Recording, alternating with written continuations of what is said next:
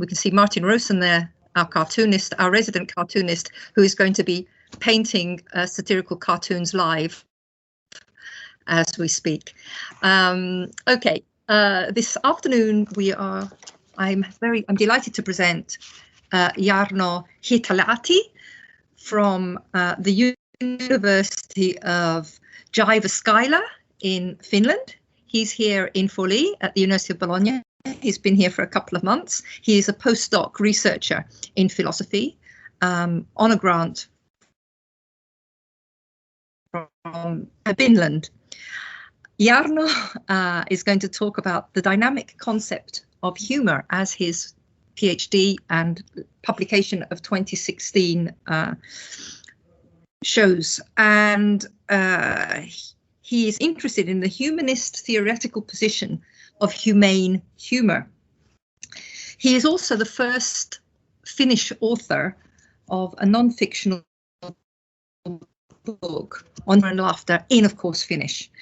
The title of the book, bear with me, Jarno, is Humour Injanarum Philosophia, and it came out in 2018. I hope my Finnish is acceptable. He's currently working on humanism, philosophy, and social criticism. So, Jarno, over to you as soon as you're ready. And we are, and your Finnish is not just acceptable, but excellent and outstanding. So thanks, Delia, and of course, Chiara and Jennifer, for making this possible, to giving me the chance to share my ideas. And as the saying goes, when PowerPoint starts, thinking stops. So let's do that exactly.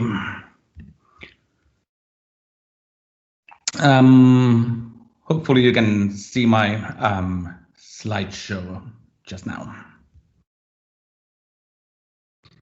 Please tell me if you don't, or perhaps you can tell me if you. Yeah, we perfect. can. Yes, now it's full screen. Thank you. Yeah, no worries. So as the title says, I'm going to talk about ethics of humor, mainly the ethics of punching up and down, controversial cases of humor as a philosophical challenge. And I'm not, I haven't done research on, media studies or anything like that. So I wish that perhaps you guys can help me when I will interpret some examples from the media. And today's topic, this is a work in progress. So I'm trying to formulate an article on this theme, and these ethical principles around humor. And I would say that, the guideline, punch up, do not punch downwards. It's a great rule of thumb, but it's some sense similar to that you should always laugh at yourself. And it's kind of, good rule, but it might not be universally, it doesn't hold universally, perhaps. But, we get these quite good suggestions on how we should think about humor in moral, from a moral perspective. And these are, as I said, good things. But of course, as we are, well, I am at least a philosopher, we need to test these rules so that they are not ideological slogans or anything like that. So I'm pushing this idea a little bit here.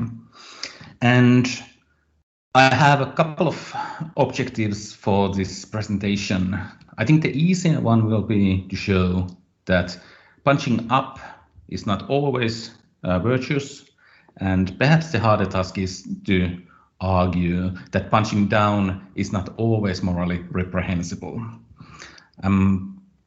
Those are the basic ideas, but I will try to show that they do not necessarily hold.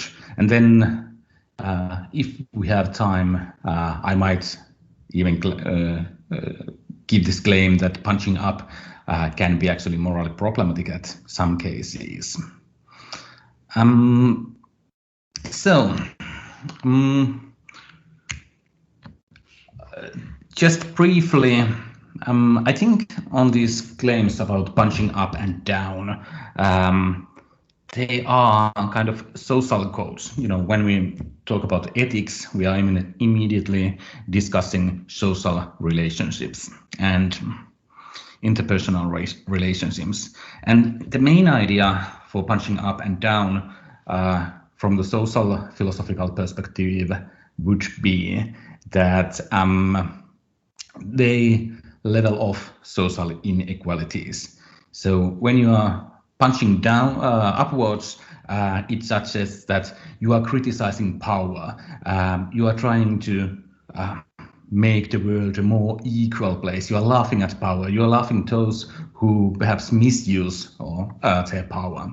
And similarly, when you are punching down, you are already attacking those who are in a weak position. You know, those who are oppressed, whose lives are, you know, full of hardships anyway. So these are morally really intuitive ideas. That's okay. That's the way it should go. So if someone has more power than other, please even it up. And similarly, if someone has less power or is oppressed, please try to ease his or her life, even with humor. Of course, there might be other kind of motives too, but I think those ideas cover the basic stuff quite well. And I will share you 3 examples from media all over the world, and I hope to show that, you know, sometimes these rules work quite well, and quite often they are not as simple as perhaps we have just claimed. So let's start the actual analysis. Here we have Alec Baldwin and Donald Trump Jr. too. So Alec Baldwin is a famous actor who ridiculed Donald Trump, the president of the United States, quite harshly in Saturday Night Live show. And in these shows, the picture on the left hand, Alec Baldwin is the imitator on the left and Donald Trump is the president on right.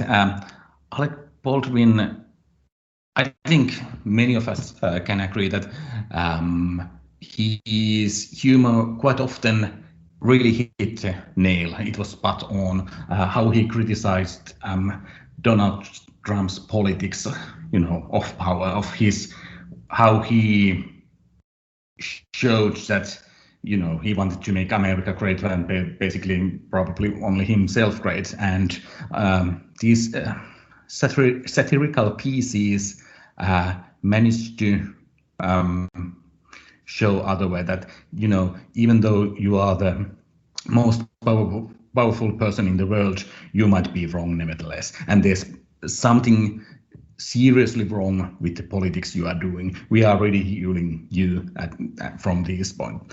Of course, in the United States, there's division between Democrats and Republicans, and there's all kinds of social things going on. But on this particular example from the field of humor, I think it's quite acceptable that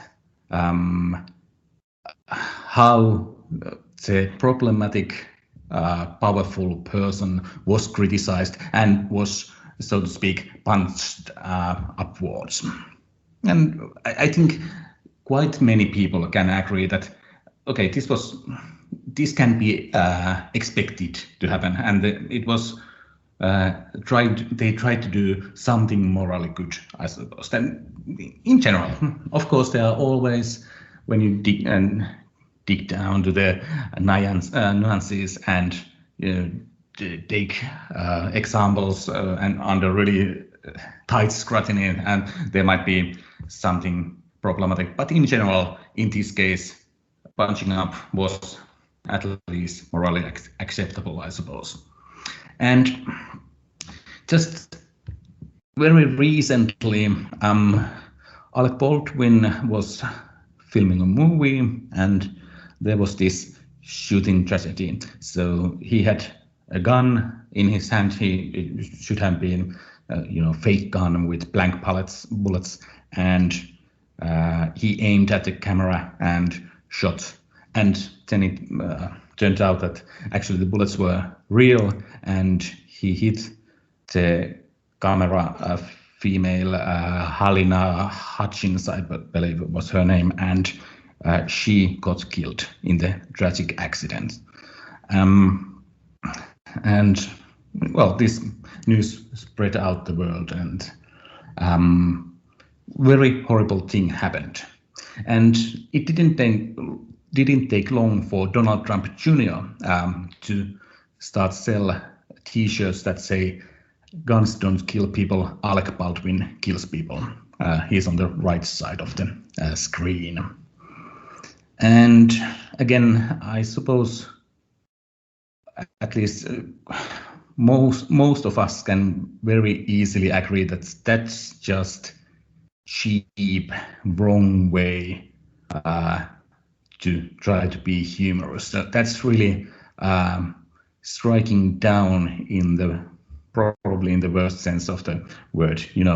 This tragedy, human life has been lost, and then somebody comes and starts to mock it.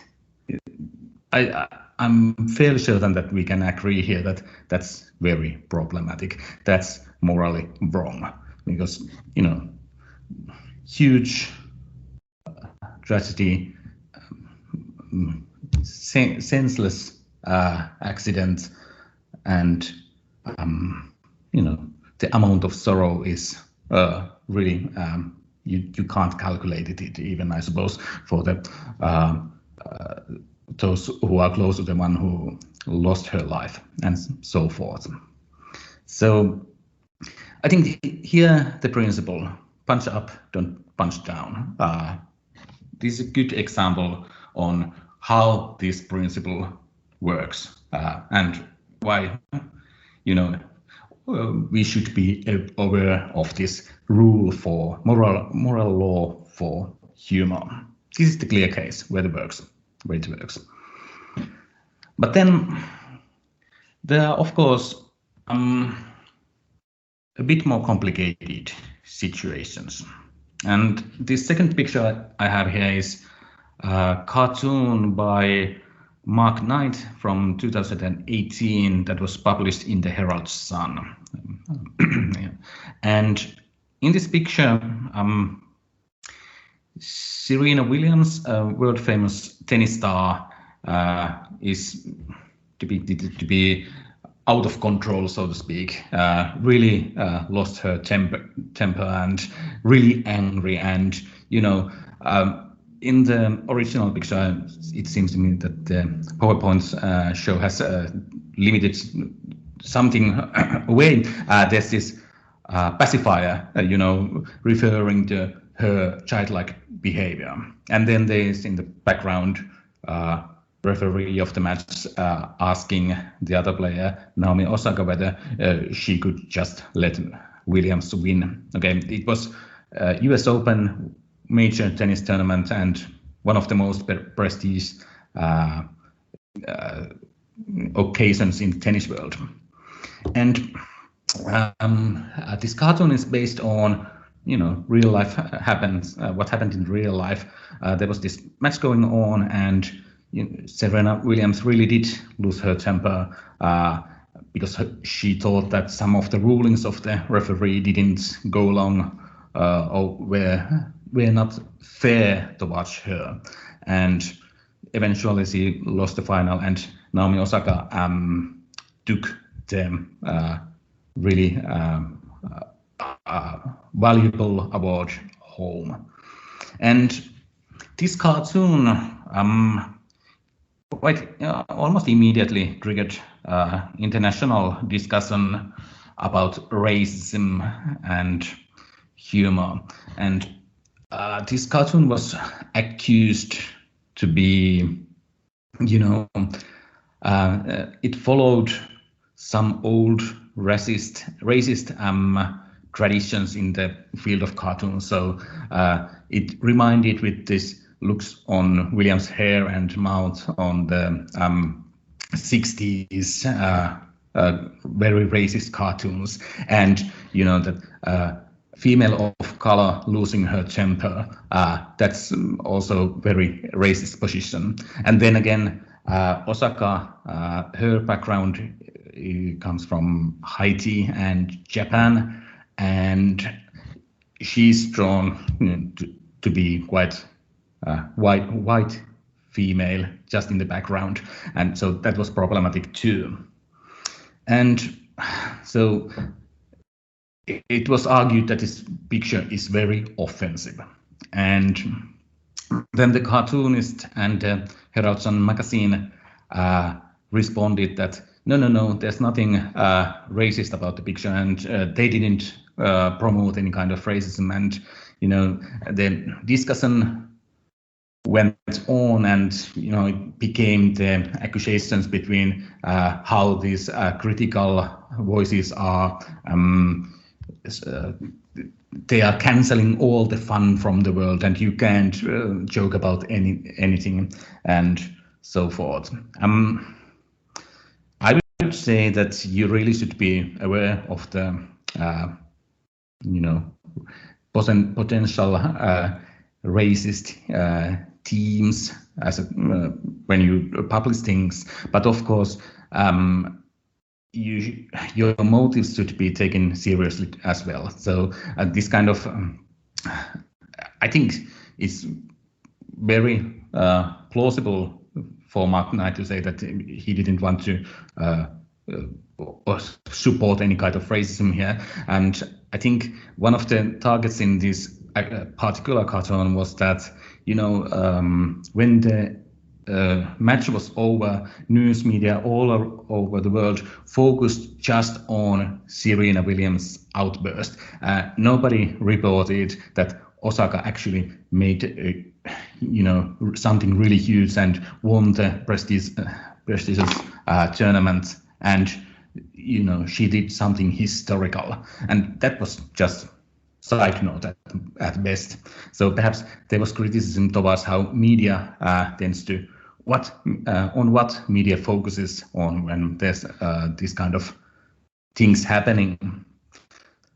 And in the relation to power, I think this is somewhat interesting case, because it can be interpreted that this cartoon is punching down because it's mocking people of color, females, and so forth. But then again, Mark Knight, who is a white, middle-aged, close to middle-aged man at least, he's in this traditional sense in a power position. So there might be this punching down aspect in this one. But at the same moment, I believe Serena Williams is a tennis superstar. She is world famous. She, hundreds of millions of people know her. She has her rewards from all kinds of tennis tournaments are huge. So she's also superstar in a powerful position. Probably has more money than Mark Knight, who is a cartoonist. I don't know Mark Knight's incomes, but nevertheless, I assume that Mark Knight is not as rich by his own trade. So perhaps in that sense, there was this, cartoonist criticizing superstar. In that sense, there might be punching up moment in this picture.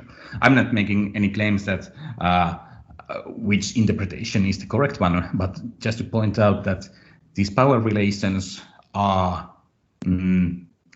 much more entangled than one might think at the first sight.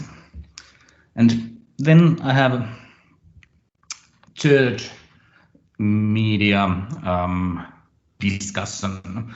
Here we have Sanna Marin, who is the Prime Minister of Finland. So sorry for being a little getting attention to Finland here, but this was a really big thing in Finland, and I think it's still going on.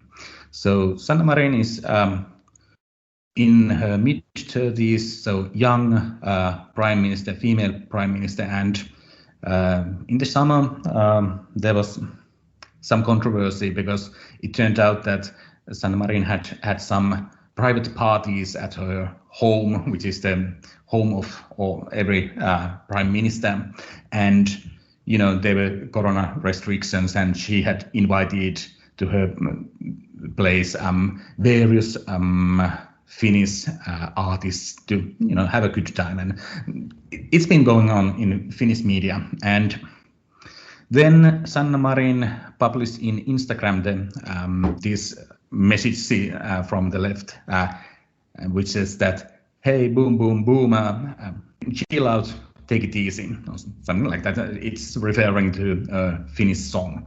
So in her humorous way, she told boomers or those who are conservative that, come on now, I'm a young woman, I do have life of my own, and it's not that big of a deal, basically, was her message. And she uses at least some amount all different social media, forms of social media, and is this kind of modern prime minister. So he was telling conservatives, boomers, as it meant, to chill out.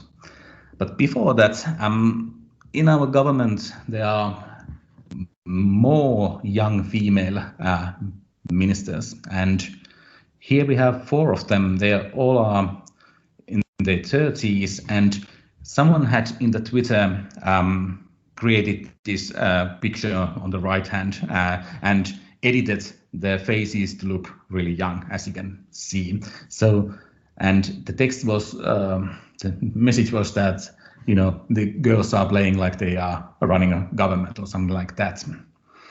And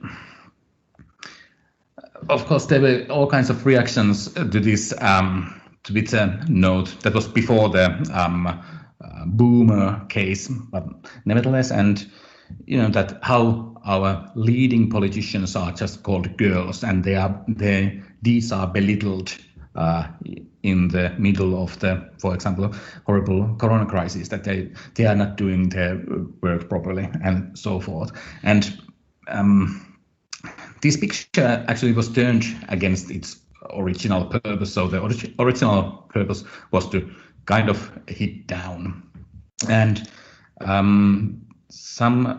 at least some children, pro-children association in Finland reacted to the picture and asked that, hey, what do you see? Do you see mockery or possibilities? And then even the prime minister said that, yeah, this is a great message for every young girl in Finland, that you can rise to power from all kinds of backgrounds and so forth. And even young females do have possibilities in life. So there was all kinds, in Twitter there were all kinds of voices.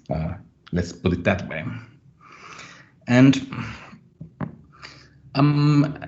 in relation to power relations, Prime Minister is the individual who has the most power in Finland, at least in this political sense.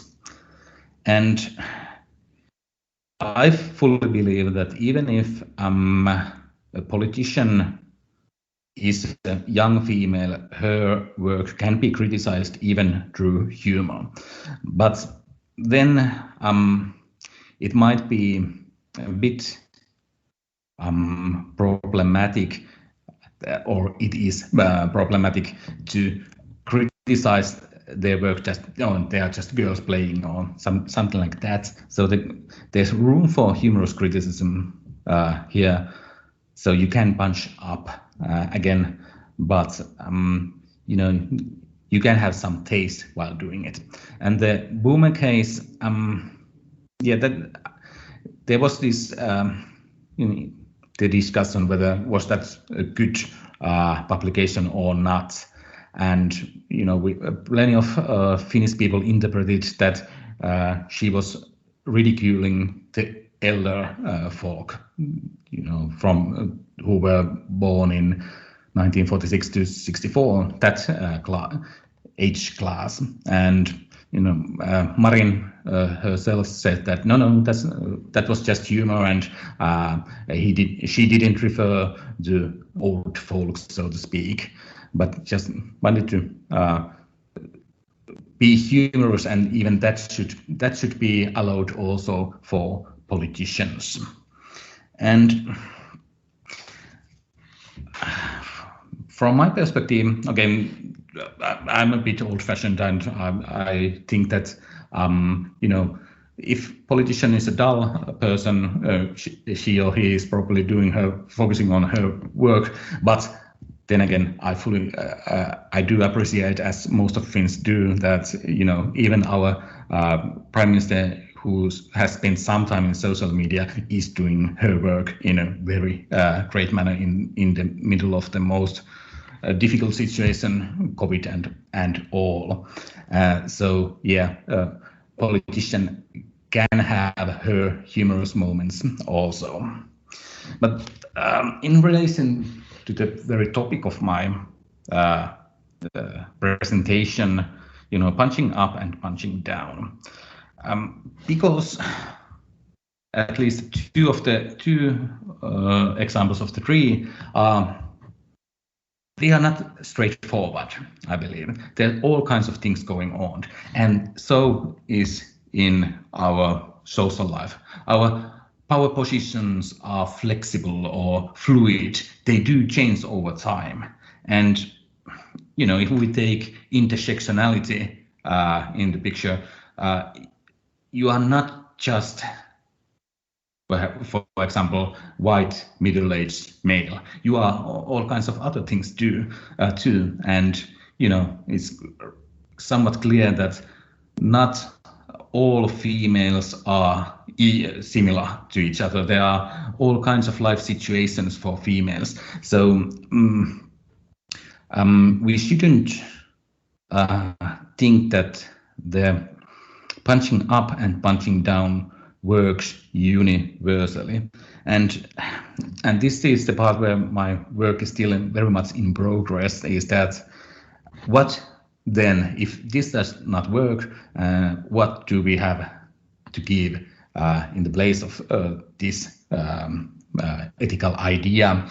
And my work in progress suggestion is that perhaps we should open up these guidelines and try to understand them perhaps in a more flexible manner or profound manner. And I should hope that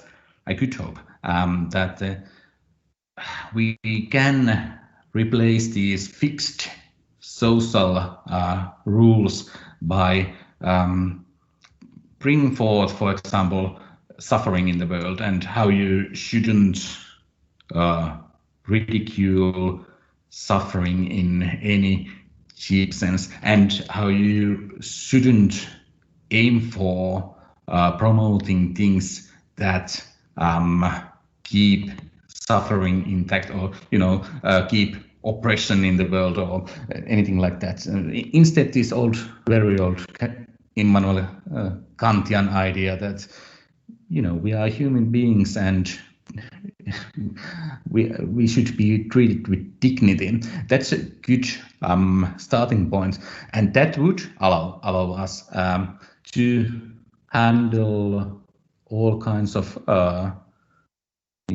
human beings in a humorous manner, if we are if we think about our humor and our amusement just a little bit, at least. And at this point, I would like to ask, how am I doing time-wise? I think you should start. Sorry, can't hear. I think you should start concluding, because okay. Half an hour. Thanks. Okay. That was my conclusion, so I will leave out why mocking Trump is sometimes problematic, but just that I leave that for potential discussion. So thanks all for your attention and how you came here. It was my pleasure to share these insights. But yeah, power relations are murky and not as straightforward as these fixed moral rules would make us think. And that's pretty much it. Thank you very, very much for that really interesting talk, Jarno. And I'm going to start off by asking you to answer what you're going to ask you the question, what you're going to say about Trump. You can't leave us. Please tell us what you're going to say about Trump. We all want to know. Yeah,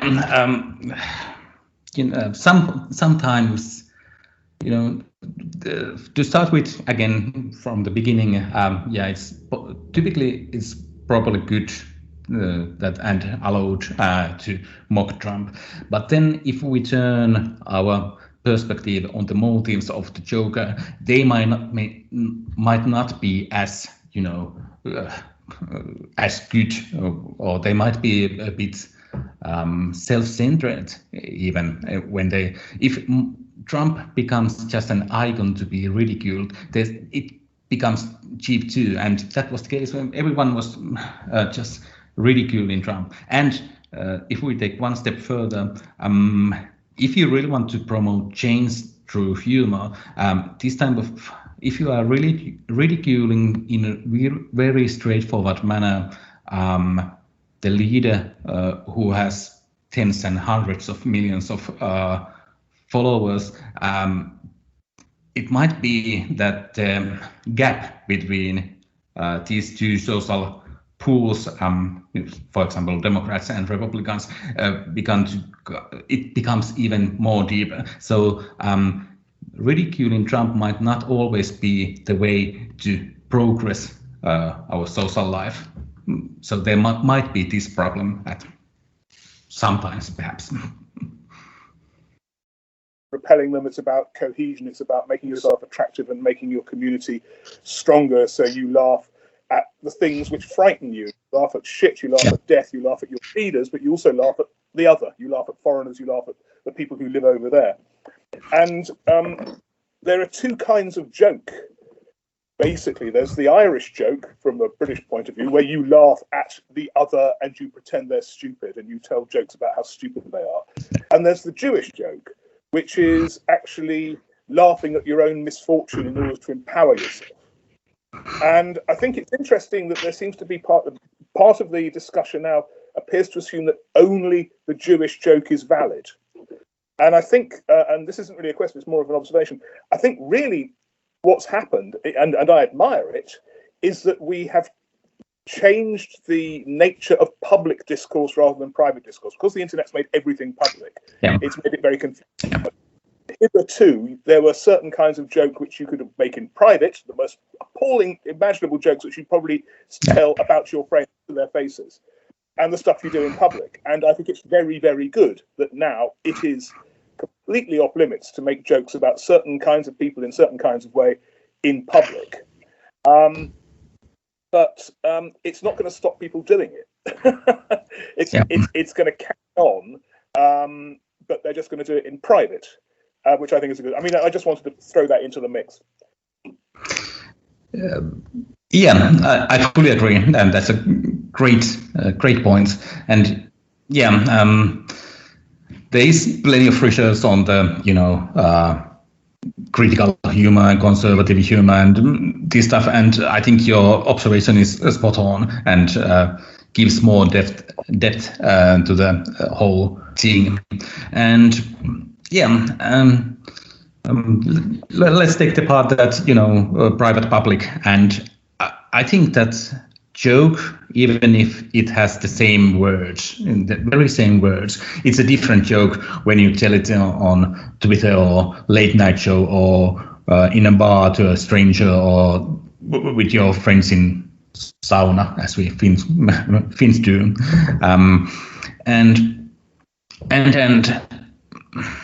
I fully agree that we privately joke differently than in what we do in public sphere. And for me, that reflects how humor is really intimate form of relationship between the people you actually know. And I suppose if you tell a nasty joke to a friend, let's say the most racist joke you ever heard, okay, you might be a racist, you might be a neo-Nazi who is trying to promote the white power, but there's also this kind of intimate friendship level that in which people know each other, and they might know the motives or the personality or the character of the joker who tells the most appalling thing. And perhaps that's, there might seem irony or something like that behind the joke. And it might be on the level that, hey, look, there are these jokes in the world, and some people are actually laughing, like neo-Nazis might be laughing at this joke. And there's this, when you tell it in private, there's also you might be chewing the forbidden fruit, so to speak, and tasting something that is nowadays quite controversial. And again, I must stress that too, that even the nastiest form of humor, that's humor too. That's still humor. And, even the nastiest things can be funny to some at least. And in this sense, funniness and morality, they are not opposites, but they are not straight. They don't go the same straight line, so to speak. But yeah, I think that rambling was quite an empirical, based on potentially empirical observations too. Jarno, I think we've got to wrap up. The time is nearly up, but you could close with the joke about Abraham, the Jewish joke. I think it would be really an apt way to close this, our Jewish joke. Yeah, off you go. Yeah, I think I know one profound joke, and that's a Jewish joke, as it happens. And Abraham, a concentration camp survivor, lived a long life and eventually died. And in the afterlife, he met God. And they discussed a while, and then Abraham asked that whether he could tell God a Holocaust joke. And God said that, okay, go ahead, please tell me. And Abraham told the joke, but God did not laugh. And Abraham responded, well, I guess you should have been there. That's a profound joke for me. I think that's a very I think we all agree that's a very profound joke, great joke. And on behalf of us all, I would like to thank you for your time and such an interesting lecture. And thank you.